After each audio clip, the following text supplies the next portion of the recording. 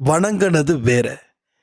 இந்த பதிவில் சொல்லப்பட்ட ஒரு முக்கியமான ரகசியம். இந்த ரகசியத்தை வேற எத்தனை பேர் சொல்லியிருக்காங்கன்னு எனக்கு தெரியாது. ஆனால் நாம இதுவரைக்கும் எந்த பதிவிலையும் இந்த ரகசியத்தை சொன்னது இல்லை.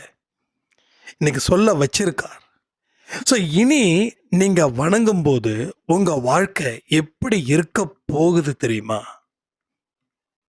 உங்க பகைவர்களே உங்களை கண்டு ஓட போறாங்க. உங்க துரதிர்ஷ்டம் அதிர்ஷ்டமா மாறப்போகுது. நீங்க இதுவரைக்கும் விதைச்சிங்களே, அறுவடை பண்ண வேண்டாமா? நீங்க விதைச்சது பாதி மழையிலே போயிடுச்சு.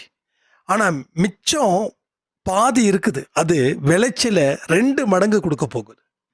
அதாவது பல சந்தோஷத்தை நீங்களும் உங்க